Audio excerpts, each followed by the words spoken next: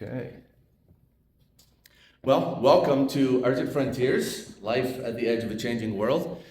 As he said, my name is Shaun Antle, and I'll get into a little bit about myself. But first, I always like to start off with this video that I shot and had a little help from a local media company to put together as a promo, because I'm also working on top of my gallery tour and speaking tour. I'm working on a short documentary as well as writing a book. But I'll play this little video to get us started, and hopefully it will work this time. Come on.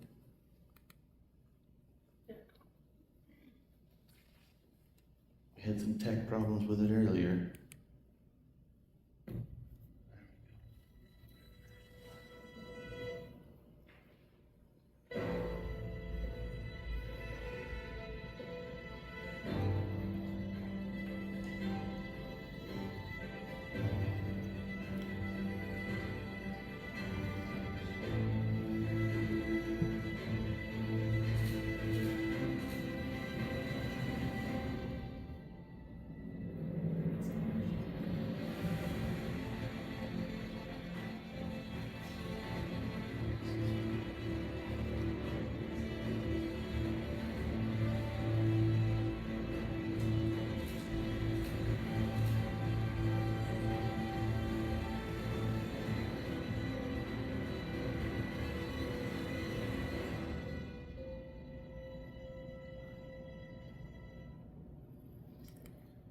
That's the beginning of Life at the Edge. I always like to start out, introduce myself a little bit. As we already established, my name is Shaun Antle. There's a joke in my household, and I love telling this story. Everybody who knows me as a Newfie. But was I born in Newfoundland? The answer is no. My father was born in Newfoundland. However, in December of 1981, Mom and Dad got married in December 23rd, and they decided to go home to Newfoundland on a honeymoon. When they came back 2 weeks later, so I was conceived in Newfoundland. So that's as good as it is for me, but my heart truly is in Newfoundland. I currently reside with my wife, who's in the back right over there. Without her, none of this is possible, so I absolutely love her to death. We got married 20 years ago this year, September 23rd of 2006. We have 2 kids. Ethan just turned 15 in May, and our daughter is 11, turning 12 in August. Kids are wonderful, but the dog is the absolute favorite in our household. His name is Nash. He's 7. We rescued him from a high kill shelter in Texas. Came up through Tennessee, came to Mississauga, and we picked him up in Mississauga and brought him back to Corunna, where we currently reside, which not very many people know where Corunna is, but most people know where Sarnia is, and we're about 15 minutes down the St. Clair River from Sarnia. I still, as I'm sure some in this club, maybe all of you, struggle with the imposter syndrome. I have won some international awards. I've won some national awards, and aside from photography, my passion is music as well as all things nature. Photography, I've had a camera in my hand since before I could even remember. I can't remember the first time, but it was film, I can tell you that, back in the day. But I always knew art, something related to art was going to be my passions in life. And so recently I left a 16-year career in the finance sector and decided to go full-time in photography and speaking, as well as guiding expeditions.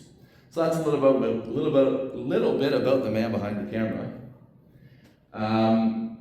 As a kid, I always had wanted to see polar bears. It was something I wanted to see as a kid, but it kind of dwindled, and I went through life. But one of the things I had decided on when I picked up a camera about 27 years ago, I started shooting. 2001, I made my way to Africa, and I did a missions trip for that. So I wasn't there actually shooting, but I did buy my first Olympus D550 screen, the front opening compartment of it, 3 megapixels. And I came back with quite a few shots from Africa, but it wasn't the reason that I was there. As I we got married, moved out west to Lloydminster for about 4 years, and on the way home, people always ask me, I've traveled to about 30 countries, 44 states, 10 provinces, and 1 territory. And everybody says, what's your favorite trip? Like, what's the favorite thing you've ever done?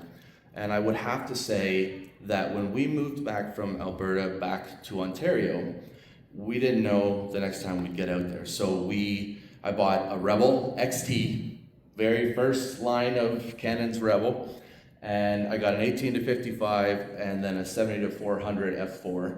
And I said, if we're gonna move home, we're gonna pack our Honda Civic, 2007 Honda Civic, to the rim, and we're gonna make our way back and send movers with our stuff. So that's what we did. It ended up being a 12,000 kilometer trip.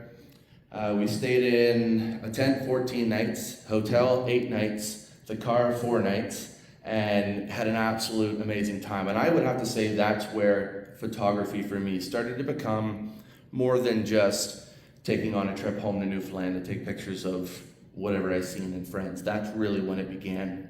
As I got more into it, I started to want to go north. And I was talking with my wife and I said, I really want to go up to the Churchill area to shoot polar bears. And she said, well, how much does it cost? So I told her how much it would cost. And she said, that's not happening, bud. She said, unless you can get someone to pay for you, that's not going to happen. So I said, challenge accepted.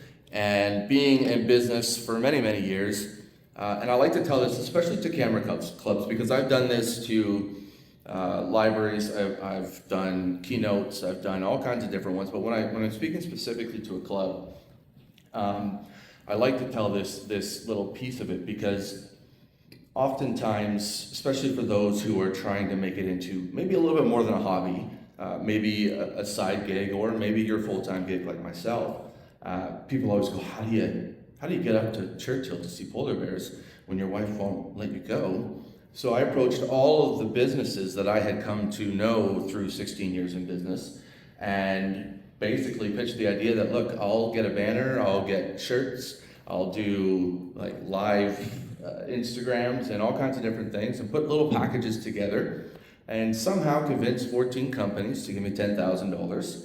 And then when I started to reach out to folks up there to see who I would partner with, lo and behold, the Churchill Northern Studies Center, CNSC, we'll hear a little bit more about that in a minute, they said, actually, we're looking to upgrade some of our online stuff. Would you be willing to give us some of your photos back? And I said, sure, absolutely. And they said, well, we'll let you stay for free. So it was like 2 weeks, 2.5 weeks, trading my photography and my video. And so that 10 grand didn't get used. And then I went back up last summer for another 2 weeks to experience it in the summer, to see the belugas. And you guys get the privilege of being the first camera club. I've had a couple of presentations between, but you're the first camera club to see the summertime images and things that I collected there. So yeah, this is me at 58 North. It's still not above the 60. I did get to the Arctic Circle once before when I was in Sweden, but in Canada, this is the most northern that I've been. And it was absolutely incredible to get there. Churchill, anybody been to Churchill? Okay, we got a couple. How did you go? Did you fly or did you take the train? Took the train or the flew? Okay. So when I went up, I took the flight up and then I took the train back. And then the next time I went, I took the train up and back, because contrary to some people's belief, I absolutely loved the train. You saw a bit of it there in that opening video. Obviously, I've done it in economy. Don't do that. I've done it with a cabin, which was absolutely beautiful. The best sleep, I said to my wife when I got back, I'm pretty sure that's the best sleep I've ever had while traveling, was in a cabin on a pull-out bed that goes over top of the toilet, and thoroughly enjoyed it and looked at the aurora popping off outside the window. So it was absolutely beautiful. But I've done the train and I've done the flight, and obviously both are incredible. They work out to about the same price for those who ever want to go if you're getting a cabin. But yeah, that's how I kind of made my way up there. I spent 2 years kind of planning and kind of grooming the trip, getting to know locals up there online. I will mention right now, there is a couple of books here. I highly recommend that, just if you're a reader in general. If you like to read, those are 2 great books. It's The Arctic Icons and then Night Spirits. And Night Spirits is a really wonderful book. I'm going to show you photos today. You're seeing some images here, and we're going to talk a little bit about my experience. And obviously, I am not a formal kind of guy. So if anybody has a question at any time throughout the presentation, just toss your hand up and I'd be glad to answer it. But heading up to Churchill, learning a little bit about it. We're hearing lots about it in the news right now. The port of Churchill, which is right there. Churchill is so unique. It's in a unique location because you've got the Churchill River here and the Arctic waters of Hudson Bay right there. And because that fresh water meets with the salt water, this freezes first. And that is the predominant reason why polar bears migrate right through Churchill, because it's the first place to freeze in the area. And there's about, contrary to who you talk to, but there's about 618 to 1,000 polar bears in western Hudson Bay. The geography is just incredible because you've got boreal, you've got the marine, and you've got the tundra. So you got these ecosystems that collide into one location, all carrying different wildlife that comes with it. I don't know if you can see, but that's a little beluga right there. You'll see them closer up here in a minute. This is the Churchill Northern Study Center. It is similar to this building, a LEED building. It's, I think, silver is what they rated it. It's an incredible building that houses, I think, about 89 people. It was my home base while I was there for the 2 of the trips that I made. The 3rd trip that I made up there was last October, and that was when I took my first group of 6 folks, ranging from the young age of 55 all the way to the very young age of 82. That gentleman is my hero. He'd had 2 heart attacks and 3 strokes, and said that his wife and him had gone to Africa, and when he saw my presentation at the Judith and Norman Alix Art Gallery in Sarnia, he said, I'm going. I'm going to go. And I said, well, as long as you have your health insurance in place, you can come. And he kept up, and it was a wonderful time. But 2 of the times that I went up was this building. And this building isn't just a building. It isn't just a sustainable building, but the research that gets done in this building by scientists around the world is mind-boggling. I also like to mention right now, too, if you're not coming with me to go up there, Churchill Northern Study Center has education vacations. They are one of the most cost-efficient ways to get up there, and they are incredible. There's also opportunities, if anybody has kids or grandchildren, you can go up as a volunteer for different seasons. So bear season's about 6 weeks. It costs around $2,500. They feed you, house you, and you get to be a part of everything that happens. So it's another great way to get up there. Scientists from around the world right now, there's 2 studies that I like to always talk about. The Arctic fox, there's been a study going on there for about, I want to say 30 or 40 years, and I believe his name is Dr. Jim Toth or Roth, I can never remember that. And then Dr. Douglas Clark, who you'll see further on in the presentation, he is one of the leading voices for polar bears, wildlife behavior, and human interaction. Oops. See if that one will play. So this is the back of it. There's lovely old me there. Didn't know before this trip, but that panel right there is a solar panel, and it is how they heat the building. Now, I had known we had solar panels. I mean, especially in Sarnia, we've got huge farms with solar. But I did not realize that there was also solar panels that allowed wind to flow through. And as you may know or guess, the Arctic winds are absolutely atrocious up there. And so the winds fly through that and heat the building, so much so that it costs more to feed people than it does to heat that building. And when you think about it, it's a pretty big building, houses about 90 people, and probably 9 to 10 months out of the year, they're below zero. So it's an incredible feat of an awesome building. So one of the things I've got into lately is drone. Right now I currently have the under 250 gram. I am working on my basic license, and I am also working on my advanced license. But one of the amazing things about the area, there's a small window that you can actually use a drone. I will also say right off the hop, one of the things that I am very passionate about is ethical photography. No matter what you do, always strive to do the best that you can to be ethical.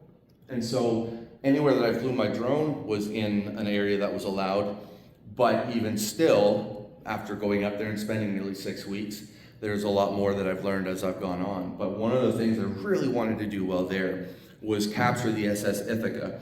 That ran aground September 14th, 1960, I think it was.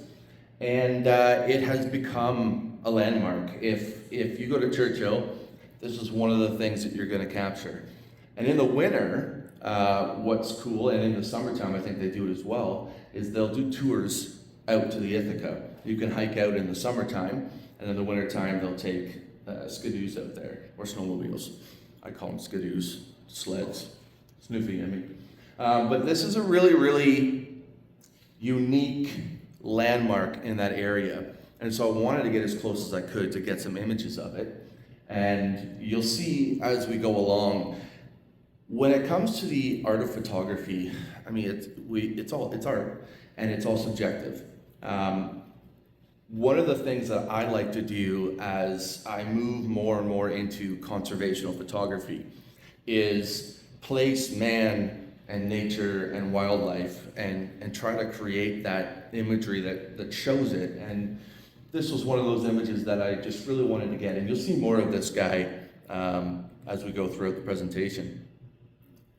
Miss Piggy, that is her name. She is a Curtis C-46 Commando, crashed in July of 1979. It's another one, just like the SS Ithaca. It is an amazing place to go and take images. One of the ones that I never did get to get was, if you're there during around January, February, March, you're gonna get aurora. And aurora over top of that is a really, really amazing shot to capture. This picture was in my very first trip up. I was using, I think which by the way, for a photo club, that is a Canon R5 Mark II, the RF 1-500. I do have the 1.4 extender, don't like the 2, and then the R7 below it. Those are my two main bodies and lenses that I use. When it comes to aurora stuff, I use my 16mm or my old EF 10-22. It never fails me, and those are kind of the ones that I use. But this image in particular, I had on my Sigma 50mm, stepped out of the van, and I was taking the image. And as I'm taking that image, you can imagine being behind the lens, and I'm trying to get the trees in between there and the clouds and get some definition and do a little bit of editing afterwards. It's not the best yet, but one of the reasons why I had to take it so quick was I was being yelled at because on the other side of the van, about 20 feet away, was a polar bear. So I only got to take that one shot. I think it was 2 shots that I got off, and I never got back there again until the summer when I went last August. Churchill is not only an incredible place, and I take some time in my presentations to speak towards this, and I know you're a photo club, and I'll keep it to a minimum, but I think it's really important because I think photography is an avenue for us to tell stories. I think it's more than just picking up a camera, clicking a photo, and moving on. And this image isn't one that I would hang up in anywhere, really.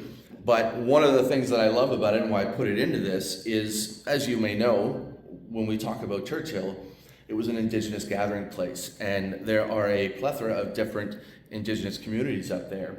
And when you get down in this little area called the Flats, which is just outside of town, that's where a majority of the Indigenous folks grew up through the 70s, 80s, and 90s. But I was there and I'm like, there's a modern skidoo and there's a less modern skidoo. And it's just another aspect of when shooting, it's not always about that perfect shot, in my humble opinion. It's about showing what is around and putting two things together, old and new. That was one of the reasons why I captured that specific image and put it in here.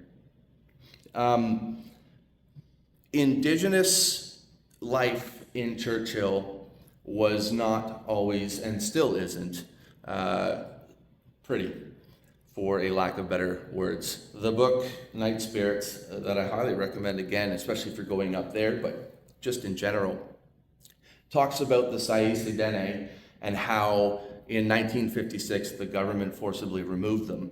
And when you get to Churchill, and not just Churchill, but a lot of these Arctic communities, you get to see a lot of unique things, a lot of stuff that sat there for decades and decades.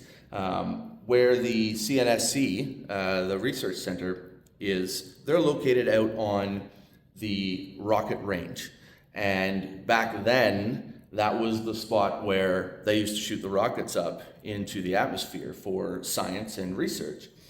And so you see a lot of these different little things, like teepees that were left over from decades ago. You see, you'll see an image down the road here in a minute where there's a rocket in the ground. Just a really unique place, a long history being an Indigenous gathering place. And yeah, it's just absolutely amazing. Churchill is the gateway to the Arctic. So I always tell people, and I'm careful how I say it, because I like to say that I went to the Arctic because I dipped my toe in Hudson Bay, and a lot of folks don't realize that when you touch that water, you're no longer in Churchill, Manitoba, you are now in Nunavut. And so any bit of water in that area is Nunavut. So I've been to the Arctic, that's my thing, and I'm gonna stick to it. But it is a significant place for many reasons, but as I said, the gateway to the Arctic, Indigenous gathering place, fur trading post, we all know, Hudson Bay Company was there. Some really neat things in the town and outside of the town are the different, you see the foundations that were left from the fort that's across the Churchill River. So there's a lot of really unique things there. The climate and the environment is subarctic, so you get your long winters and your very short summers, and one of the fastest warming regions in the world. And a lot of what I like to do with my photography is use it to spread that message of learning about what we need to protect and why we need to protect it. You'll see some familiar images coming up here. I think one of them is down here. But this was captured again with a drone, and that's a beluga pod, representing the marine ecosystem. This one called Embers of Change, I believe it's that one right here.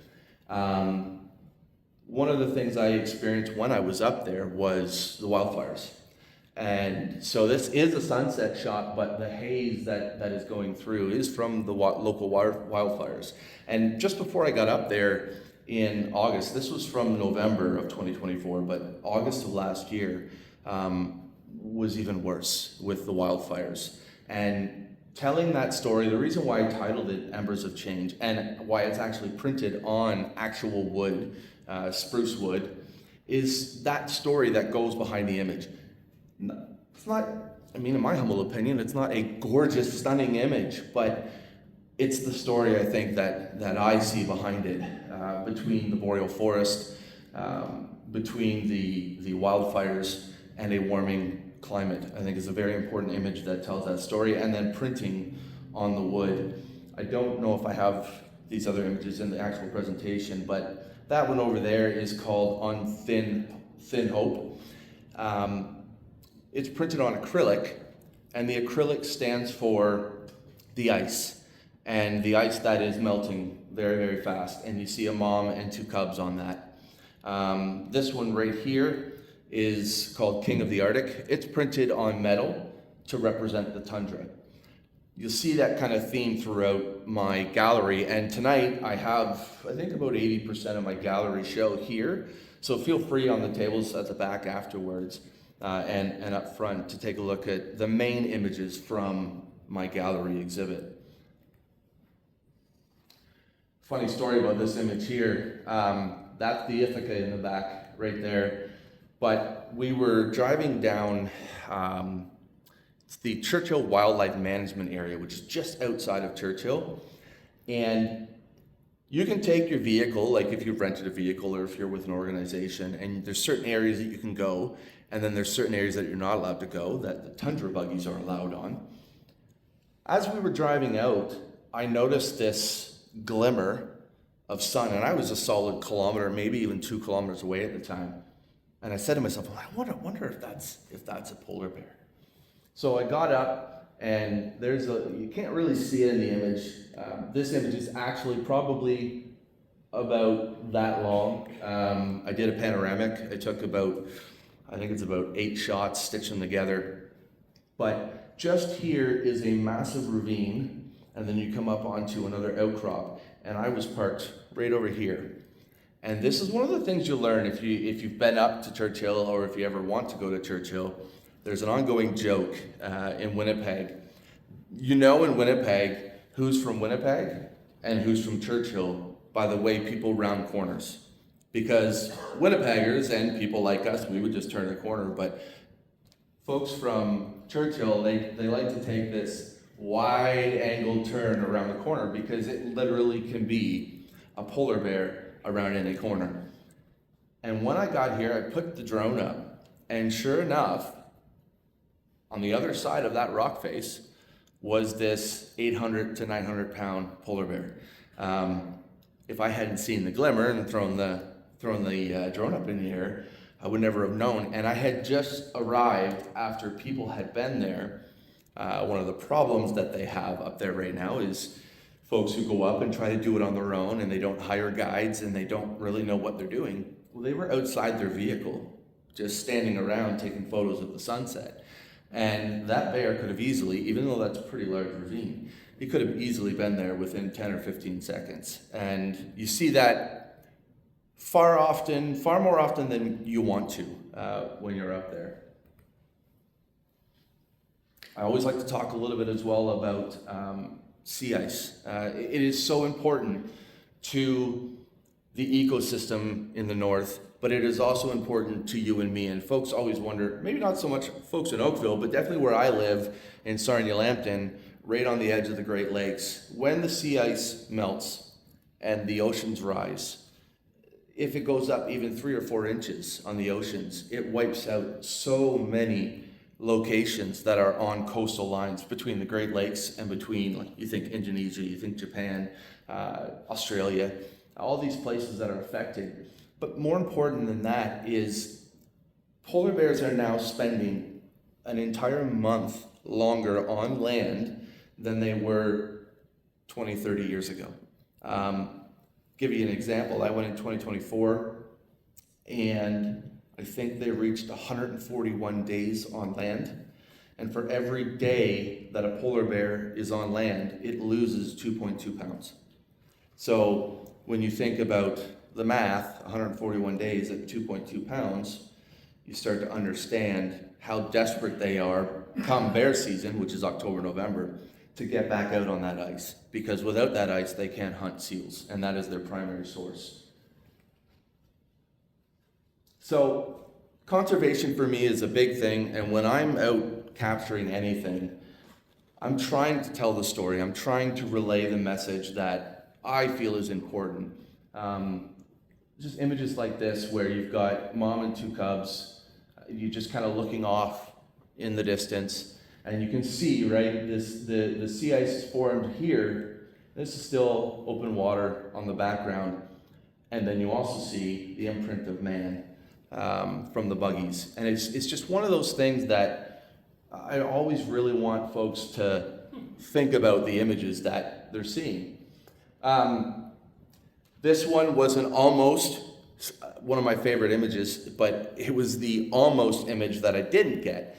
Because just before this, mom was sitting with her bum on that rock and her back to us with her front two paws out, and baby was nursing. And we couldn't get the shot of the baby nursing, but when she stood up, the baby came underneath her and gave a wonderful shot, one of my favorite shots. But again, why conservation matters. When you look at that baby and you look at mom, one of the biggest reasons that polar bears are not in dire straits, but struggling is that little baby right there. February 27th is International Polar Bear Day. And the reason why Polar Bears International created that day was to bring and shine a light on the babies, because they are the ones that are struggling the most. When you have adult bears, especially the males, on land for 141 days, and last year I believe it was about 160 days, they can't find anything to eat. And so they've now, over the last couple of decades, turned to hunting their own.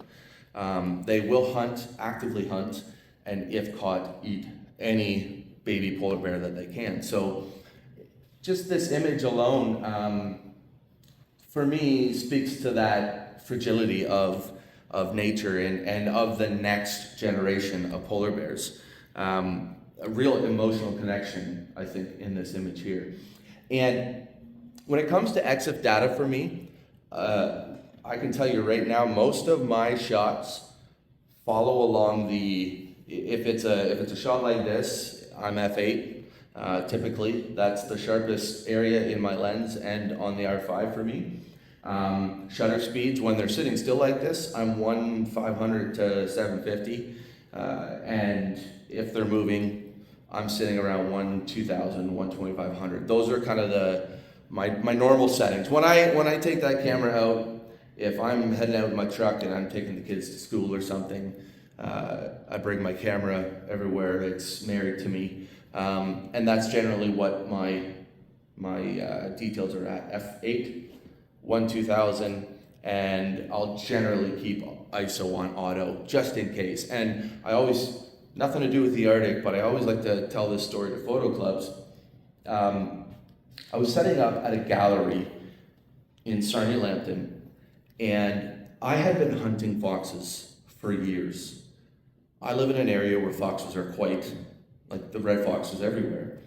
I had people that were sending me reports of active dens, foxes sighted here, foxes sighted there, and I'd go and I'd sit on a den, sat on the highway on one den for an entire day, dragged my poor wife out there. Could not get one. And on this particular day, we were heading to the gallery, and I went out to the truck, we all went out to the truck, I think it was February or March, and she forgot her coat. She ran back in to get her coat, and I had said to myself, I'm just gonna leave my camera, I'm not going out shooting, I'm not gonna do anything. But when she went in to get her coat, I was like, I'll go get it. So I grabbed it. 10 minutes later, across an overpass, there were 2 red foxes. I had spent 6 years actively trying to capture a red fox. And because I brought my camera that day, I got my first images of a red fox, which a couple have been, they haven't won awards, but they've been featured by Canon, by I think a couple of other organizations. Can't remember, 500px, I don't know how many people are familiar with that, but anyhow, bring your camera everywhere. If you're really serious and you really want to get that shot, bring it everywhere. It's a very important opportunity. The Arctic for me, and for many of the folks there, is all about human connection. The Indigenous community, me personally, going up there was something that was very important, not just to shoot. I have another talk that I do that's more based on mental health and creative outlets such as photography. And if it wasn't for nature and photography, I wouldn't be here speaking to you today. So that's how important and passionate I am about nature and about photography. So going up there for me was this kind of full circle moment of a dream that was being finally realized. And the role of photography, as I've kind of interwoven so far, and how important photography is when we look back on history, both from political aspects to environmental aspects to just remembering our own stories and lives, is an extremely important piece of our lives when it comes to photography. This gentleman here, Dave Daly, he is like the living legend Iron Will. I don't know if you ever read that book by, I forget who the author was, and then called The Wild Jack London. He's a legit guy that took that same sled from Churchill to Winnipeg, which is about 1,100 kilometers. He's done that, I think, once or twice, and he's been in, I'm pretty sure, like the Canadian version of the Iditarod, and he's also Métis. Just listening to his connection to the land, to his dogs, to the history of the area when it comes to not just the Indigenous side of things, but the land and the animals that he spends so much time with. And just listening and learning from the Indigenous folks up there is an incredible opportunity. And I always like to put in to these presentations the people. Animals are great, nature is great, landscapes are great, but what is conservation without people? And this here is Jim Baldwin. If you ever get a chance to go up to Churchill, he is a character. An incredible man who loves his dog more than anything else on this planet. One of the only ones in that area who's actually got to see the trifecta, which is about 5 or 10 years ago, within the last 5 or 10 years, they discovered a grizzly bear den just outside of Churchill. So now Churchill has polar bears, grizzly bears, and black bears. And over, I think, a 2 or 3 year period, he has had the opportunity while driving the tundra buggies out on the tundra to see all 3 of them. So just listening to him tell his story is incredible. And the R5 paired with the, I believe it was my Sigma 50 millimeter 1.4 art is the one that captured this. And again, just another image that I love him. He's just got this unique look to him. But I just shot the shot and was like, I'll send it to Jim when I get home. And I put it online, and it ended up being featured by Canon Canada. And it also featured, I think, they do the favorites of each year, and I think it made the favorites of one of the years. So just another one of those moments that when I look at it, I see so much. I see so much in him and what he's been a part of. And these are really important people in the Churchill area and wherever you go for wildlife. The respect that they have for the land. They don't just help you try to find the animals, but they explain and they give you the details about them. Dr. Douglas Clark, he told me this was his favorite image ever captured of him, and his wife said it's the best one, and it's now his profile picture. I'm kind of a nerd like that because part of my time in going up to the Arctic was researching the Arctic. And I don't know how you folks operate individually, but when you're going somewhere, whether it's an expedition or a trip that you've been planning, I learned a lot about this man and who he was and what he did. He's climbed in, I believe, over 50 polar bear dens. Crazy, I think, to crawl into polar bear dens, but he does it. Typically, I think it's in the springtime. A little bit after the time that around March, April is when mama and cubs will emerge out of the den. But he's climbed into them for research, and I just think very, very brave man to want to climb into those dens. Because you don't know if there's going to be a bear habiting that lovely little den. The people that are local in Churchill, life goes beyond just wildlife, and I believe strongly in that as a photographer, that capturing moments, capturing how people are feeling, just watching these different folks out on a tundra buggy, experiencing something for the first time in their lives, and the joy that you see on their face as they look at things that they've captured is another aspect of photography that I really like to do, especially when I take groups up or do one-on-one sessions with folks. I love capturing them, capturing whatever it is they're going after, because it's all part of that story. Strong relationships build strong communities, and I believe that across the board, and I think photography has a very important piece of that pie. The Polar Bear Alert Team is one of the main reasons why in the Arctic, especially Churchill, why you're able to have bear and human interact. Depending, again, as I said earlier, who you talk to. Let's just say there's about 872 people that live in Churchill, and somewhere between 600 and 800 polar bears. So when you start to do the math, for 6 weeks of the year, there is almost one bear to every person that lives there. That's an incredible thing for me, just an incredible stat that I learned when I went up there. And when you start to think about it, you go, well, how do these humans survive with something that goes from 600 pounds up to, I think on record, 2,200 pounds, and 13 feet was the largest one that they've had on record. You saw at the beginning there, the video with the polar bear jumping up. That was the second time he jumped up. The first time I was holding a 6-year-old girl who couldn't see, and so I had Dr. Doug Clark beside me, and I picked her up and I was holding her, and we were just kind of doing the, not stupid, but sitting there holding her. And the guy who has cameras, like I've got 2 GoPros, I've got DJI Action 4, DJI Action, I had all the cameras going, and in that moment I had none of it on, including my head GoPro, didn't have it on, and I'm standing there with her, and Dr. Douglas Clark is right beside me, and that bear jumped up, and you see him in the video jump up with just his hands up there, but the jump before that, he had his hands on the inside and his head was completely over the ledge. And you'll see in a few minutes lines on the tundra buggies.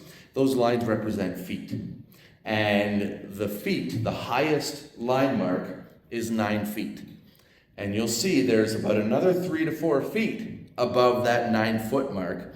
And that'll give you an idea of just how big that bear was. He was what they classified as a 4. They go 1, 2, 3, 4, 5. In Churchill, I loved it, but they said fat is fit. So the fatter the bear is, the healthier it is.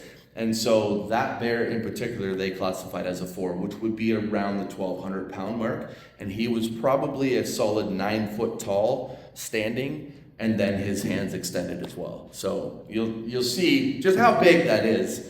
But the main reason that humans and bear are surviving together is the Polar Bear Alert Team. I don't know how well this is going to play, but I had the absolute amazing privilege of being one of the hundreds, if not 1,000 or so people gathered to watch this happen. In those, I'll call them crates, but nets below is a mom and a cub. And so what the Polar Bear Alert Team does is if there's a nuisance bear, they will try every avenue to get the bear out of town. If all of those fail, from bangers to screamers to chasing them out with vehicles, if they still keep coming back, they will dart them and they put them in a polar bear holding facility, aka polar bear jail. They put them in there for 30 days, and then after 30 days, they put them in these nets, and they take them far up the coast, closer to wherever any ice might be. And those were 2 of 7 bears in 2024 that were re-released into the wild. When you think about that and you think about how does a place like Churchill live with the world's largest land apex predator, this team is incredible at what they do. And the people in general, go ahead. I just had a quick question about that. Do they tag them or radio them so they know whether they return? I don't know if they tag every time, but it is quite well known that the majority of the bears in western Hudson Bay, WHB, is one of the subpopulations. Almost every bear you see there will have either an ear tag or I think there's a few, 3 or 4 of them that still have the collars. But most times when captured, they will tag it. And you can actually go on Polar Bear International's website. And I love doing this every now and then when I'm bored out of my mind. You go onto their website and you can see, especially through the winter time, you can see where the bear has traveled all over the ice. Some of these bears will travel up to 2,500 kilometers between November and May, June. It's just incredible. So yeah, they do. I think every bear they have an opportunity to, they will tag it. It's just different for what they're going for when it comes to what they're putting on them. That is a job right there. I would love to be that guy. But another one of those images where, again, it's not a beautiful polar bear or a moose or something like that, but this image, I think, speaks volumes to conservation and how those 2 apex predators and those 2 humans working together in some form or fashion to be able to understand each other and to live together without them dying or them dying. And that for me is one of the reasons why I love that image. Now we're gonna get to the good stuff. I got about 10-15 minutes or so, and then we'll open it up for any questions that you have, and then I'm here to chat afterwards as well. Shaun, so we usually take a break around 8. It's 7 Okay. 8, so maybe this is a good time for a break? Cool, yeah, that sounds good. Actually, it's a good time for a break, yep. So we'll take a quick break, and how long? 10 minutes? Yeah, 10 minutes, and then we'll come back, and the next section is going to be individual images of the different wildlife and the different landscapes, and we'll go through that.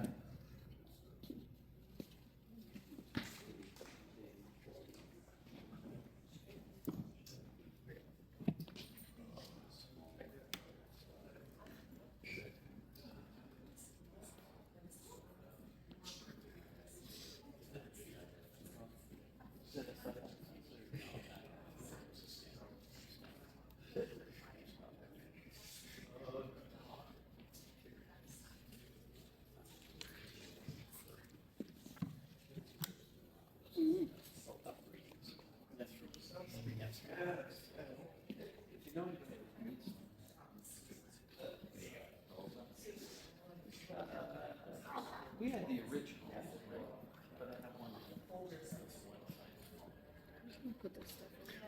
Do you have your phone?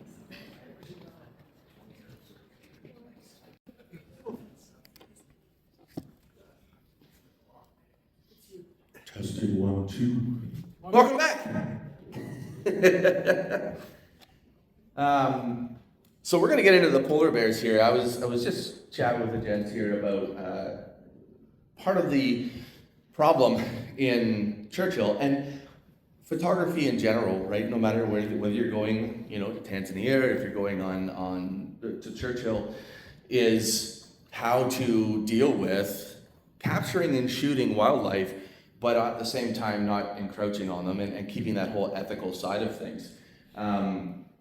We were just talking about a couple of stories where, like, for example, the bears, this image over here on the canvas, these are 2 bears that were sparring, and at that time, we were in I think it was a Ford Explorer, it was an SUV, and we were on what's called Polar Bear Alley, and there's this, off of the main drag that comes out of Churchill, There's this road that goes down, it's just to the right of where they are. It goes down and it follows the beach.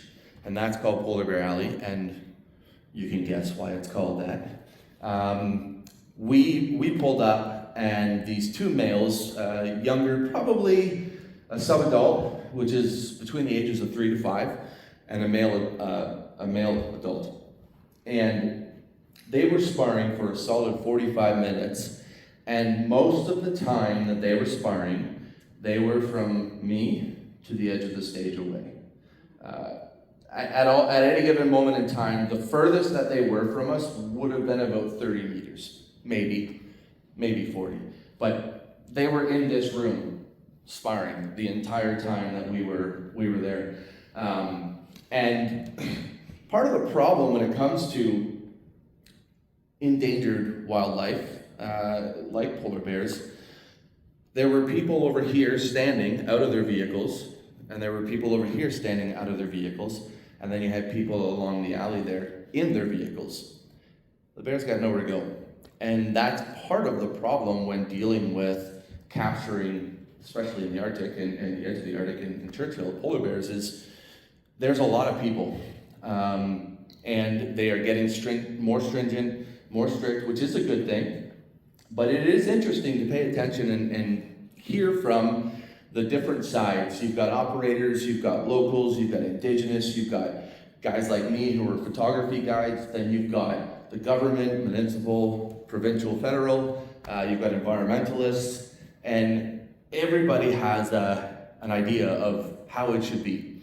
And one of the things, when I captured that shot, the rule at that time was 50 meters on approach, which meant I can post up, and if that bear is 50 meters away from me, I can shoot it. If it comes to 15 feet away from me, I don't have to move. I probably should, but I don't have to move. Fast forward, that was November, fast forward into 2025, and last year they announced that it was now 100 meters, period. And so for a lot of operators, that was very difficult. Guys are carrying around the high-end digital, you'd think they were playing golf, but they were just looking for the distance on where the bear was, because wildlife folks were traveling around in unmarked cars, and if you weren't more than 100 meters away from that bear, you would get fined. And so there is this discussion, right, as to what is the right way to do it, and I don't know if any of us have sorted that out or figured it out yet. But the good thing is, I think for the majority of us, the bears are the concern. And I think from the government to the environmentalists to most photographers, most adventurers, most people that are going to see polar bears, are going to see the gorillas, right, are going out of an appreciation, not out of any other reason. And so that's kind of what my hope sits on, is most of us are going to do the best that we can to abide by the rules and to protect the animal at all costs. I'm going to tell a quick story here, and this is one of my favorites, because when I went up in October of 2024, I arrived on the plane with Dr. Douglas Clark and his daughter. And we got picked up by one of the volunteers at the airport, and the CNSC, that building we looked at earlier, is about 25 minutes outside of Churchill, and it sits on the Rocket Range, which is a historic national park, I guess. It was nighttime, and we arrived at the center, and Dr. Clark said to the driver, we should do a perimeter check. And in my mind, I'm a big fan of 24. I'm a big fan of crime shows, and I'm sitting there going, perimeter check? Okay, so we do a drive around, and he goes, let's go around one more time. And again, in my head, I'm thinking, are you guys crazy? Like, what are we doing driving around this building? And I kind of knew, I wasn't stupid. I was like, they're just looking for bears, but I'm like, sounds a little crazy. So we go around a second time, we back up to the bay, and he gets out, and he puts his daughter on one side of the vehicle, and the volunteer is holding the door open, and he's out the vehicle on this side, and I'm inside tossing him our luggage, and he's not looking at me at all. He's just, and in my head, I'm just going like, this is nuts. So anyways, we go inside, go to bed, get up the next day, and part of my the partnership that I made with him was I worked 40 hours a week. So I was working in the galley, in the kitchen, and the chef and her assistant had got out for a smoke or something, and you saw in the video that I showed you, they have an upper deck, it's a viewing deck, both for Aurora but also for polar bears. And then on the back side, you would have seen at the beginning of that video, there's this little kind of tiny deck with long stairs down next to the bay where they get the food arrives and the water is shipped there to them, right? So they come back in and I go, I'm gonna step out for a second to get a breath of fresh air. And so I opened the door and I literally did because it was fresh Arctic air coming off of the Arctic waters of Hudson Bay, and it was phenomenal. And as I'm shutting the door, 40 feet away from me was this lovely guy. Where'd you go? Nope. That was my first polar bear. And I don't know if this will come through the sound, but let's give it a try.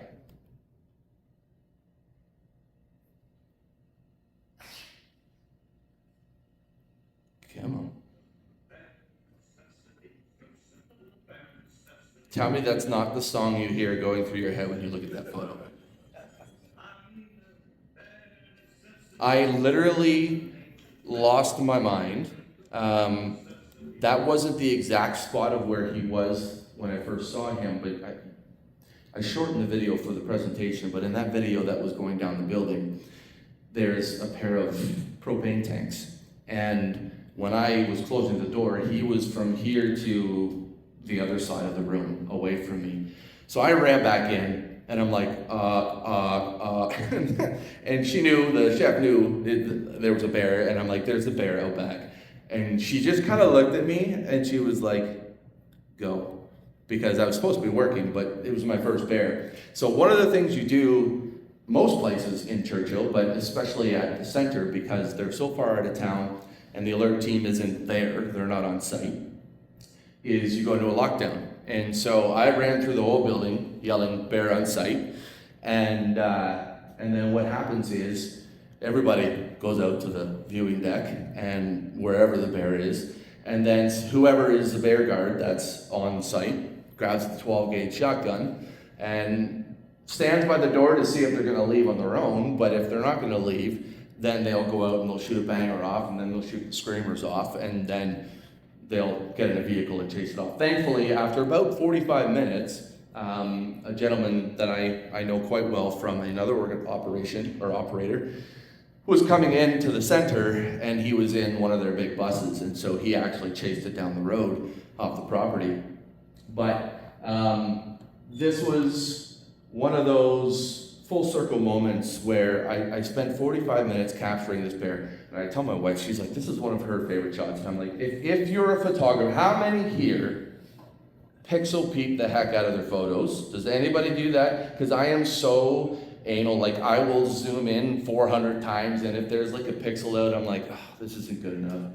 But this is one of those images where if you look close enough, it's not great quality, but it is, it's one of those moments that I'm not tonight, I think because I've started to tell this so many times that I'm not getting choked up, but 45 minutes later, I brought my camera back to my room, and I was in the pantry just off the kitchen, and I'm sitting down on a milk crate, and I just started bawling, like just started crying like a baby.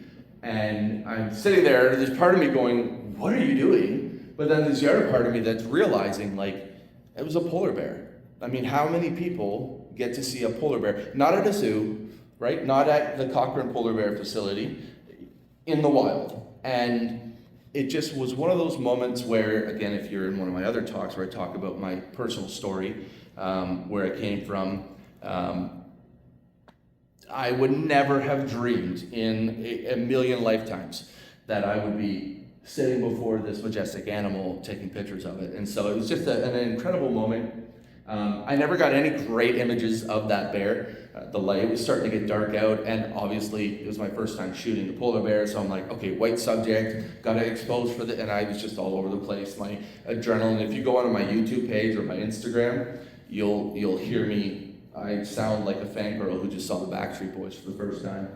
I'm a 90s kid. I was born in the 80s, but that kind of alludes to where I am. This is the one right here, King of the Arctic. The story about this bear, so this one, believe it or not, and this is what I love about photography and technology that we have today. How many here used to shoot on film? So, remember the days when it was click, and you'd have to figure out your image? This was easily, I'd say, close to 800 meters away, maybe more. I had my 1-500 on with my 1.4 extender. I believe that one was taken with my R7, which has the 1.6 crop. And even if I show you, and I should have put that in here, so I apologize. I should have put the original image in here because I then cropped it probably 60, 70, 80%. Like I cropped right in Lightroom, and it's still held quite great quality out of it, but I wish I had shot just before this. I have some images before this, and then I have this. But in between that moment before, what you don't see is the bear that was walking up the cliff, and this cliff is probably a solid 100 feet high. And it's off of Polar Bear Alley, and Polar Bear Alley goes water, beach, kind of grassland, and then up this huge tundra rock wall. And this bear had crossed in front of us about 10 feet away from us, and we were shooting him, and then he crawled up, meandered his way, did the little bear walk up, and then when he got to about here, he went, like, I mean, gone. And we were like, what the heck? And then from that little hole there came this guy. And I wish I had the image to show this guy was twice the size of the other bear that had been climbing up. And we realized why he ran so quickly, because this was an enormous bear. And I mean, he is, and you can even see it here, like you can judge by the back. And you can see, like, look at the trees, right? Look at the size of those aren't small, tiny, thin trees, right? Like and the size of his legs was just enormous. And I called it King of the Arctic because he was, along with the one that jumps up on the buggy, he was probably either similar size or bigger. Just one of the biggest ones we had seen there. Another image that, again, it's the story for me. And you saw the image before of the shipwreck where there was no water. The tide here, I believe, goes up and down something like 10 or 12 meters. Like, it just is an absolute enormous tide. And when it comes back in, it looks like this. But we were with a bunch of people, probably a solid 50 people or 60 people. And he was far out on a point, didn't give a rip that we were there. But just another one of those images that just kind of speaks towards that story of industry, man, polar bear coming together in the same spot, and looking out, and again, this is August, late August, just waiting for that ice. That's all they do. They spend most of their time just hanging out in the summertime. I saw 10 bears in the summer, and I saw well over 100 bears when I was there in the fall. And then when I took my group up the next fall, we saw 61 bears. And so during bear season, you'll see a lot, but we really shouldn't be seeing a ton of them in the summertime. This was one of the 10 that I've seen, and another thought of how desperate they are to see that sea ice so they can get back out there. The polar bear is, like it or not, the face of Churchill. I was just explaining to the guys when I was down there that when I take groups up, one of the very first things when I'm kind of quote unquote vetting is we're not going up to just shoot polar bears. right? This isn't a trip where you spend money and you go up to shoot polar bears and you leave. If you come with me, we're going to see the polar bears, we're going to respect the polar bears, we're going to learn about the polar bear, we're going to learn about the indigenous culture, we're going to learn about the aurora, we're going to spend time getting to know Churchill for Churchill. But undeniably, they are the face of Churchill. And boy, do they have some faces. This is one of the larger gent, the guy standing up over there. This is the same one. Again, I can't even, being that close to a polar bear and seeing legs that size is just absolutely mind-bending. I try telling people, like, I wish there was a way to actually measure, but I would bet that leg is easily the size of my legs together or more. Just thick tree trunks for legs. And this image was him climbing up the side of the little hill in behind them there. They are such an interesting species. Most folks don't realize when you talk about a brown bear or a black bear, I mean, they are scary bears. Like, they are loud, they roar, their mouths open up and they go absolutely berserk. Fun fact about polar bears is that they don't really make any sounds. They're very, very quiet. And I'm still working in the documentary side of things, but I had on a 600 Sennheiser 600 MZ, I think it was, a shotgun mic, and you couldn't hear it peep. When we were in that area there, you couldn't hear a pin drop, except for the wind. And I mean, these guys were beating on each other, and not a sound. The only sound you could hear was the actual of them hitting each other. There's not a roar, there's not a grunt, there's not a nothing. It's just them sparring with nothing but the thud of the body, which I found interesting. Their nose is their life. They can smell, I think it's something like 5 miles away. They can smell up to 5 miles away. One of the issues, right, with Churchill is the dump, I think in 2024, burnt down. And so there was a real problem because the bears were heading right into the dump, right into town, and part of the reason why there were more, I think in 23, 24, that were actually darted because they could smell it. And the sad reality is, going back to the conversation we were having, a lot of the times you'll see people in Churchill, the very first place they'll go is the dump to find polar bears. And that's something that the operators and the locals have been on the government of Manitoba, federal government, any government that will listen as to how desperately. And I think I just heard within the last couple of months that there's some work that's being done, and I think it's going to be rebuilt, which will be a really good thing. But just absolute, and images like this. So he was quite close to us. I believe I was in a buggy on this one.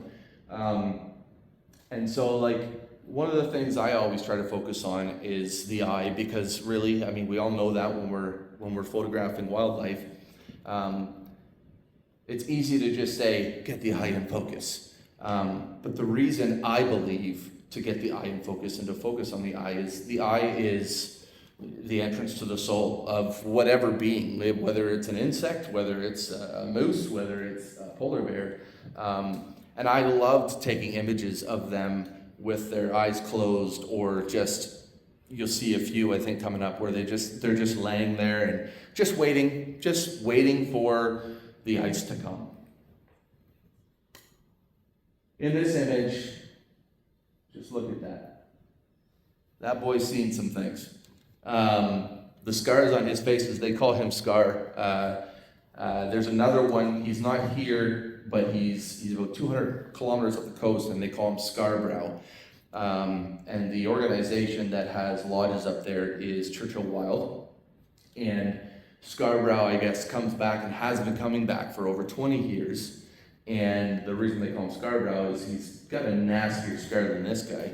But this goes to show, when you watch, I have some videos coming up of them sparring. When they're sparring, they don't hurt each other. And you see that in the first video and some videos coming up. They don't really hurt each other when they're sparring. during the summer or in the fall.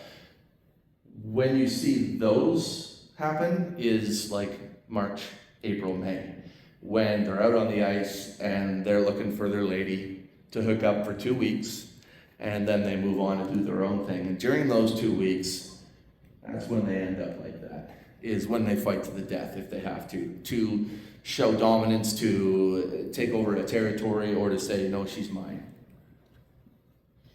This image was actually just selected by Canadian Geographic, shortlisted for their 2028 calendar, I believe. The one earlier at the start of the polar bears, that's the mom that was in that photo, and that's the mom, and this little cub was following her everywhere she went. And again, just images that I love putting things. I always say when I'm doing one-on-one sessions with folks, learn the rules of photography, right? The rule of thirds, leading lines, how to shoot, Looney 11 for the loon. You got all these different rules. But for me, I always say, in order to be a good photographer, you have to know the rules, understand the rules, know why they are rules, so that you can break them. Because I just believe in whatever image is telling a story. And I have other images of this exact kind of scenario that are probably better composed and look much nicer. But for me, being more on the conservational side of things, I felt that this one told the biggest story. And again, for me, it's that whole mom's watching over top of her child, and they're both kind of looking off into the distance. She's looking right at us, and mom is looking for, where can I go? Because these people are there, and the cubs are always like, hey, let's talk. Where mom is like, no, I'm trying to find where we can get out of here. It's just an incredible thing to see. Again, another one of my favorite shots. Lighting sucked, it was harsh, but she's looking right at me as I'm shooting from a Tundra buggy, and just centered in mom, and mom is just down with her head, and I just, for me, when I look at an image and when I create an image, it's always, what is she thinking? What is she thinking right now? Is she thinking about the future? How does she protect her cub?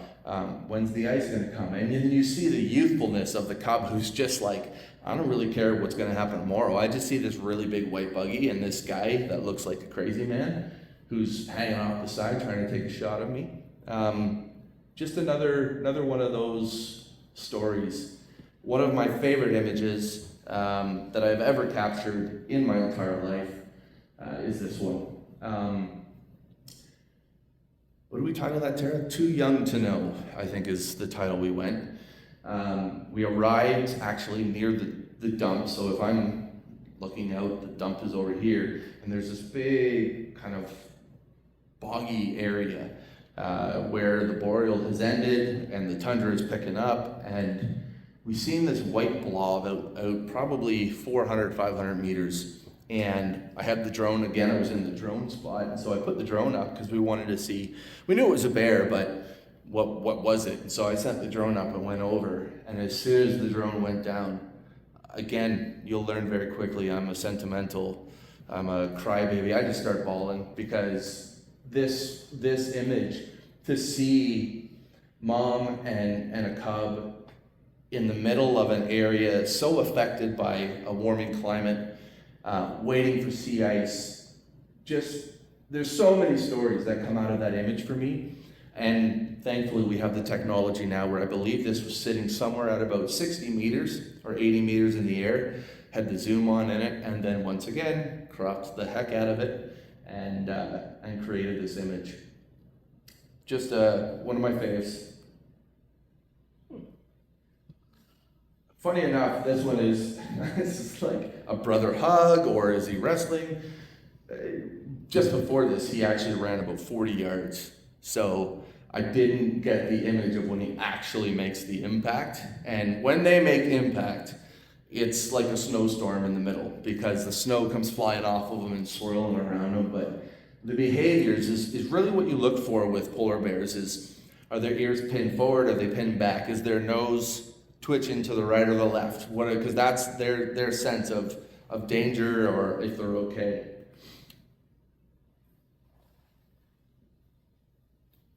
So this is a slow-mo, and we're having some tech issues with it, but this is what they do.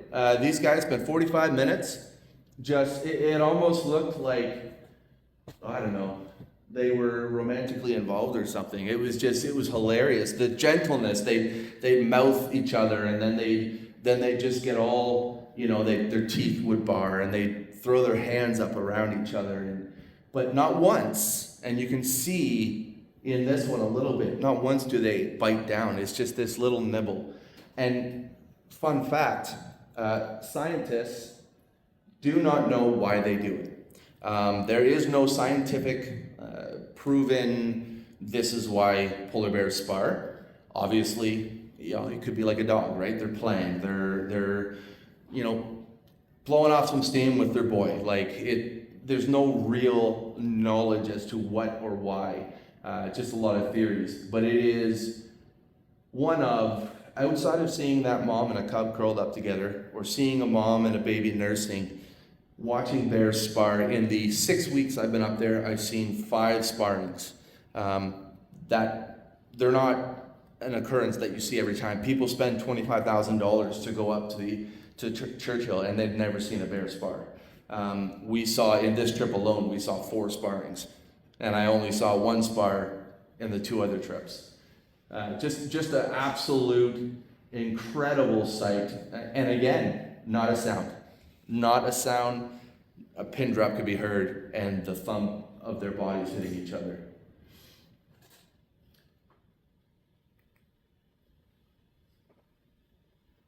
The power of when one of those paws hits the other one, you literally just see the snow and the ice fly. You can see part of it here, but it just spins off everywhere, and it's an amazing thing to capture. I took this image.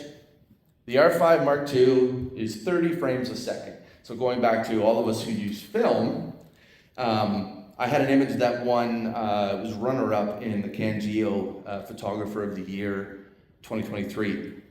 And I tell people, I'm like, it's a great photo, and it deserved to get where it got, and many of the people who saw it thought it deserved better, but I keep saying, I laid on my belly for that bird shot for an hour and a half in mud. I know my settings, and I knew what I was going for, but 30 frames a second is what actually caught that winning image. Because to catch things that we can catch now with technology, it just wasn't possible back in the day. It was much more difficult. I got home and I started playing around with this one, and when I cropped in, I didn't realize the heart that was in the 2 of them, and then the breath passing between the 2 of them, and automatically became one of my favorite photos. And when I looked at it, it was quite further out, and it was just another shot of 2 bears sparring. But I always am another firm believer of keep your images.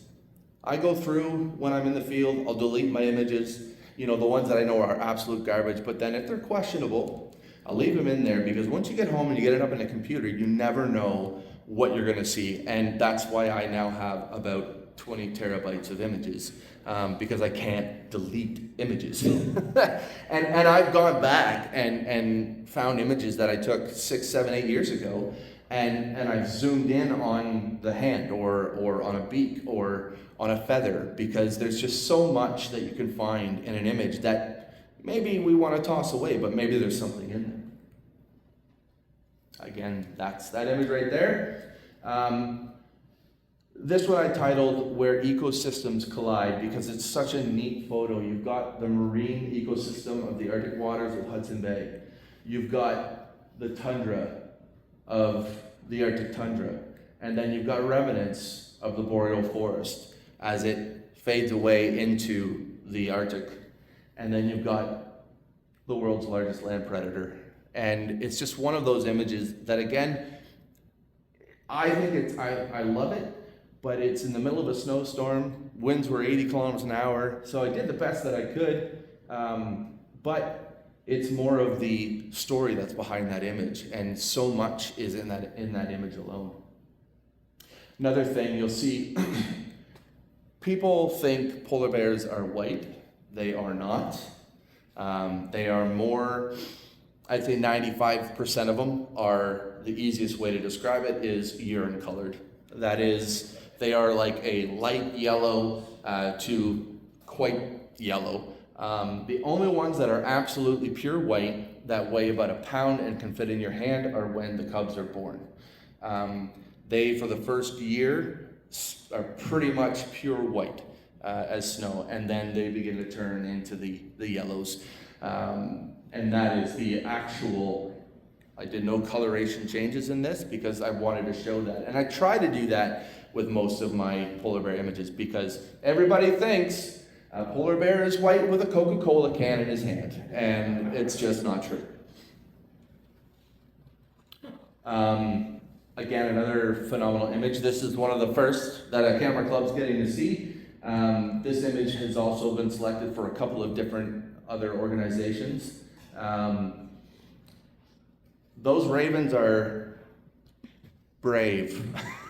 I was looking through actually the other day, I was doing some more editing on some things, and obviously I picked this for a reason. The wings outspread, the silhouette of the raven, and then the bear just kind of buried in his arm on the tundra with the boreal kind of sticking out in between. This image is done really well anywhere that it's been presented or contests and different things like that. But this guy, he lands right here and then he proceeds to walk around, peck at his back, and then go around and fly up and come back. And they annoy the heck out of polar bears. And at one time, you see this hand come up and he just kind of swats at it. But I think the bears know, they're like, we're never going to catch them. So they just let them do what they're going to do. Random side thought.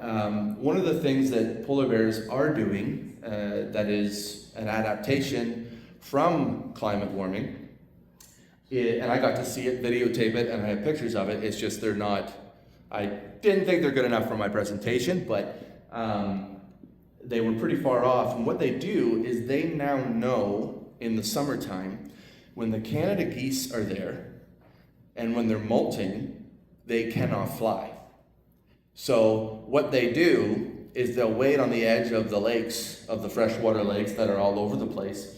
They'll wait there and this mom and cub, actually the one that you've seen where cub was sitting like this and mom had her head down, that was the duo. And they went out and mom waited, and then the goose started to run across the water but couldn't take off because they can't fly. And one thing I haven't mentioned yet is polar bears are extremely fast, and I mean fast. I have an image that's not included in the presentation, but it's one of him of a big male. He's laying down flat out, legs out behind him, head on his paw. Me and my roommate were out and we found him. We were on the road and he was about where that back wall is, and we were taking pictures. We didn't hear anything, we didn't see anything, but out of nowhere, he was up 1, 2, 3, and he went from one side of this room to the other side of this building. I'm talking 100 yards in 3 seconds flat. And then he just stopped and then lay back down. And we kind of looked at each other and we were like, holy smokes. They run upwards of 50 miles an hour. It's mind-blowing how fast. And I mean, you're talking, this guy was probably 900,000 pounds. How do they run that fast? But these guys just annoy them. And on the edge of the lake, Mama saw that goose trying to get off. And she had from about here to that back wall. And she just ran after him and took him down. And then the baby enjoyed a Canadian goose for dinner. Thanksgiving. Just, it's incredible. When I'm taking images, I'm always looking for different shapes, I love when the paws, that was one thing you'll see in a lot of my images. I love when their paws are coming up or when their paws are forward. The average male polar bear's paw is the size of the average man's elbow to fingertip. That's their paw. That's most of them. Some of those bigger guys, right, they're about the same, but put about 4 of our arms together, and that's how big it is. And they're made like a snowshoe. So they can walk on any type of snow and they don't sink because of how their feet and their paws and the fur have been created. Same thing with their fur. If you actually touch a polar bear's fur on the outside, it's like horsehair. It's so coarse. But as soon as you put your fingers in about 2 or 3 inches, it's like goose feathers. And another fact that a lot of people don't know about polar bears is if you shave them completely, they are pure black. Their skin is pure black. Everyone says, of all the trips you went up, what's your favorite? I love polar bears. That goes without saying. But the foxes, I think, edge out the polar bears for me in the multiple times that I've been there, because they're just so amazing. The red fox is unique. We thought this was actually one of those old orange balls. We thought he was playing some Canadian fox hockey with it, but it turned out to be an actual orange. They have the red foxes. Part of the problem with the red foxes, warming climate, red foxes are going further north, and the further north they go, they're now interacting with the Arctic fox. And the Arctic fox is 1/3 of the size of a red fox. They're very, very small, and the red fox will actively eat them and hunt them. That is one sly fox, if I've ever seen a sly fox. He gave us that look like, just, you wait until you turn your head, buddy. I love character shots. I love showing. I do the portraits, I do the profiles, I do the further out, and I do the cropped in stuff, but I just love when they show who they are. This is the cross fox, another variation of a red fox. Churchill has 4 different types of foxes. 3 of them are red fox, but you have the red, the cross fox, and the silver fox. This is a cross fox. Most people think they're called a cross fox because they're a cross variation. It's actually not. You see that dark band right here? So they have a band that goes over their shoulders, and then they have a line that goes straight back. And that's why they're called a cross fox. This is one of the images, I believe, that's in my gallery, and also part of the 2026 calendar that we did. Just that over the look, kind of, what you doing, bud? And they had no fear. That was one of my favorite moments. Came out of nowhere. We were driving down a little back road, hopped off a lake, and just was right in front of us, 10, 15 feet in front of us, interested in us, taking a look. The hardest thing with photography is when you're dealing with those black images or those black subjects or white subjects. And oftentimes what I'll do then is I'll switch over to aperture priority, and I'll utilize my exposure compensation for black or white, oftentimes is what I do. But yeah, this is the old silver fox. Some of us in here are silver foxes. I'm starting to get a little bit now. My wife and kids love to tell me. And the elusive Arctic fox. When I arrived, I was told you will not see an Arctic fox because they are super rare. I was explaining to the gentleman earlier that a few years ago, there's an operator that was feeding Arctic foxes, and because of that, an Arctic fox came in that had rabies, and then they had to go and cull about 40 of them, which is devastating with a species such as the Arctic fox, which is why I always tell people, don't be stupid, don't feed wildlife like that. But they said, you're not going to see one. All of the guides hadn't seen any all season long, and my roommate and I, it was my last night in Churchill on my very first trip, and I said, well, you want to go out? He's like, yep. So we went out at 7:30, 8 o'clock in the morning, went to the shooting range, which is a local hotspot for wildlife in Churchill, and we were driving through the back, and we seen this kind of flash, and we both he slammed on the brakes, and then we looked at each other, and we're like, no. And we drove a little bit further, and then all of a sudden, this guy came out. I was getting on a train in 6.5 hours, and this was what I got to see. And actually, had I gone up to Churchill for that last day, this was what I checked off. Arctic fox, cross fox, red fox, silver fox, 5 male polar bears, a mom polar bear with 2 cubs.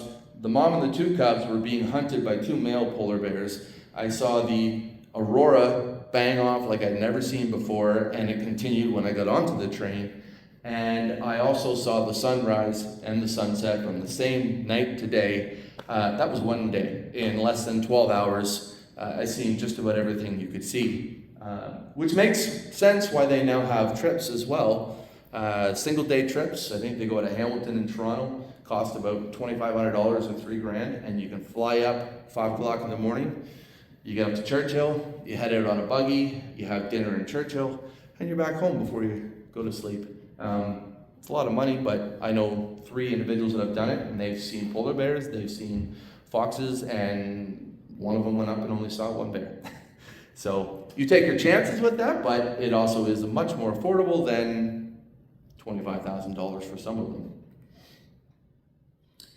Churchill is known as the epicenter for the aurora. This was something I was extremely excited about living in southwestern Ontario until the last couple of years. We didn't really see the Northern Lights, and so I was the guy on every trip that I have ever gone on up there. I am the one everybody knows to rely on because I don't sleep. I'm not sleeping. If the aurora's going to be out, I'm going to be out there. And so everybody had little notes on their doors every time, wake me up, don't wake me up, wake me up. And so I'd go along knocking on doors when the aurora would come out, and we would enjoy it. When it comes to the aurora, one of the biggest things for me is opening it as wide up as you can. I typically, like I said earlier, the 10 to 22 EF Canon is not a great lens, but a lot of my images have been shot on that. I've got the 16 millimeter, I think it's 2.8. You open them right up, and depending on what you're looking for, 1 to 2 seconds to 5, 6, 7 seconds. One of the things I absolutely loved was I bought the R5, what was it, a week before I went up? And so I hadn't even had time to get to know this thing. And I just happened upon the button. I was going to do an interval, right? I was going to shoot like 1,000 shots and then stitch it all together. And the R5 Mark II says, you don't have to do that. You can just hit the time-lapse video, and you won't get the individual shots, but you'll get your time-lapse video. And boy, did I have fun with that. It is absolutely mind-bending being underneath the auroral oval. It is incredible, and it is also scary because this image right here was 3:30 a.m. and I got in the vehicle and nobody else was up, and I went out and I'm sitting there going, there's bears here. How am I going to take an image of, like, I wanted that image of the reflection in one of the lakes. And so, man, I wish somebody else had been with me to secretly record me because I must have looked like a lunatic. I'm in the car, putting the legs out, adjusting my camera, and I'm rolling down the window, and I'm setting it out, rolling the window back up, setting up my phone and setting up the remote, and because I wasn't going to get out and actually stand and try to take the images. I was like, I don't know if there's going to be a bear around. So always go with someone. Don't be stupid and go alone. I've never gone alone since, but I did get that shot.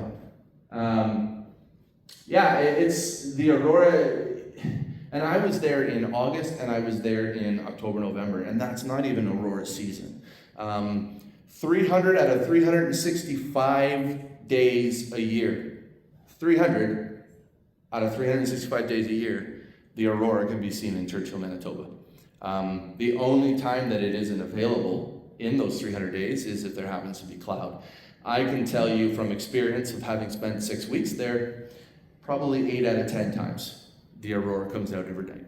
And it's what our level 2, level 3, our level 6, 7, 8 for them is like a 1 or a 2. When you get up into the 3, 4, 5s, it's just an explosive. This is called Fueled by the Aurora. I happened to be driving out, and it was another one of those where I was able to catch it. Summertime, the tundra wakes up. We're going to be closing up here in a few minutes, and we're going to run through these last few images, and again, keeping in mind that Churchill, everybody thinks polar bears, they think Arctic, they think winter, they think cold, snow. Boy, does it change in the summertime. Vibrant fireweed right here. They actually harvest the fireweed up there and they turn it into fireweed jelly. It is one of the best jams I've ever had in my life. Just fully alive in the summertime. Just the amount of, from mosses to low grasses to the small boreal forest and then the tundra all laid in between. There is so much life that is living there in the summer. This image, I love it. I like the composure of it. It's not one of my best, but what I absolutely loved was we will never see a tundra swan cygnet because that's where they're born. And I had always wanted to see a little baby tundra swan, and I happened to be able to get there in time before they left to see 3 or 4 families of them, and just an awesome opportunity. Mr. Arctic hare, another simple image, but this is something that I like to really hit on for a couple seconds, is they change completely white to melt into the snow. This is them in the summer. This is them in the winter. But with a warming climate, the snow's not falling until November now. And so they spend 2 or 3 months sticking out like a sore thumb. And so they get actively hunted by foxes and eagles and everybody in between, and they're like this easy target to hit. There's one of those eagles. I was blown away at the amount of eagles that were up there. I think I saw about a dozen to 15 or more in the 1 week that I was up there in the summertime. These guys are hilarious. Tundra chickens, aka ptarmigan, same thing, right? They're completely brown in the summertime, but in the winter months they turn completely white. Stick out like a sore thumb, but I really liked this image. Again, showing that Ithaca in the background, just made for a wonderful image. Peek-boo. And they are so dumb. I mean, they are dumb. Like, their defense mechanism is to freeze, and you can literally go up and poke them in the beak until they'll finally fly off. And then when they fly off, they sound like this gargled turkey, like the sounds that come out of them when they get scared. You'll notice too, their feet are made just like the polar bears. They have snowshoe feet, heavy fur on top, and pads on the bottom. And then we'll finish off with the fact that I do go up there, and I do bring people up there. So if you're ever interested, you'll see my cards laid out everywhere, and I would be happy to talk with you about the opportunity to go up to Churchill. As I mentioned earlier, we spend more time in 4x4 vans. We spend 1 day in the tundra buggies, and then the other 4 or 5 days we are on ground level, shooting ground level with bears. We respect the bears. We are one of maybe 2 groups or 3 groups that will actively leave a bear while other people are staying around, because you don't need an hour to take 10,000 photos. So I was explaining to the gentleman earlier that I will go out and we have a bear guard, and then myself as the photography guide, and I will help individuals with their settings and whatnot, but then I'll go in and I'll take as many incredible shots as I can, and then when I'm done, I wait about 10-15 minutes, and then we're like, okay, let's go. We don't need to sit here all day on the bear because the bear's gonna get stressed. That is what it looks like up there. It's funny because I was saying to some non-photographers, I'm like, you're looking at quite a few many thousands of dollars sticking out that window right now. Every unit on the back is, a Nikon Z something or other, or the R5, the R1, the R3, the R5 Mark II. But it's just incredible. So remember earlier I was talking about the lines. So the top one is 9 feet. That bear at the beginning had his hands and his head over top of that. So we figured with his hands outstretched, it was a solid 12, 13 feet. This was the lovely group that put their lives in my hands in October 2025. Each one of them had an incredible time. There's my 82-year-old man. We had a wonderful time, enjoyed it, and I look forward to taking more people up there in the future. I like to conclude with a couple of things. There's lots of images. I hope it's been worth your time. If I leave anything with anybody, every time I get a chance to sit in front of someone, I say, please remember this. I am the son of custodians. I grew up in the south end of Sarnia, which most folks in Sarnia consider the ghetto. It's so dumb, but whatever. I came from nothing. I've never been this big individual. I don't come from money, but I have had a dream in my life. I've had multiple dreams in my life, and it wasn't until 2 years ago at a vendor show when I was explaining about this trip that I was going up, and this woman looked at me and she's like, man, you're living the life.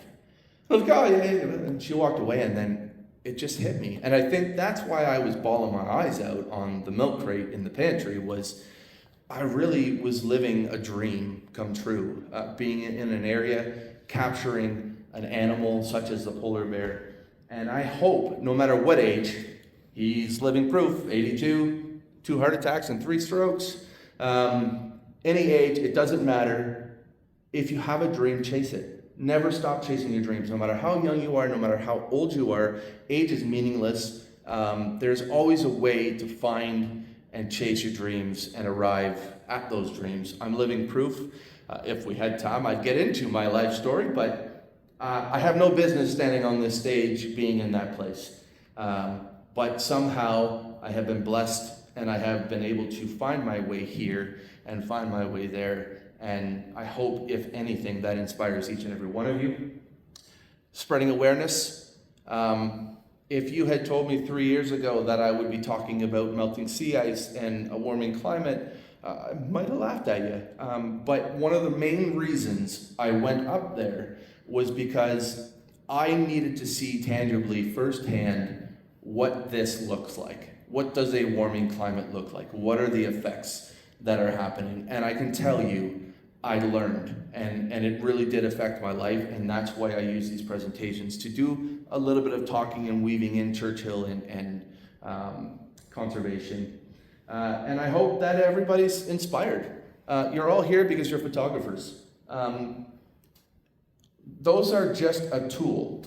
My number one selling image, my most sought after image, is not the moose with his head lowered 40 feet away from me in a canoe. It's not one of these polar bears or the Arctic fox or the ones that have even won awards. It's this image that I took with a Rebel XT and an 18 to 55 kit lens of an old lantern that had a reflection in it.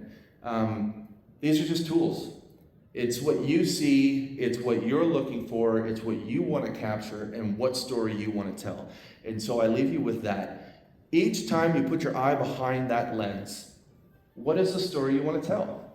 And tell it, and find a way to tell it differently, because we can all point a camera at a bird or an animal or a building, but we all have individual stories to tell, and that is what photography is to me, and I hope that you leave somewhat inspired and motivated to get out there and never stop shooting. So thank you, and I really do appreciate it.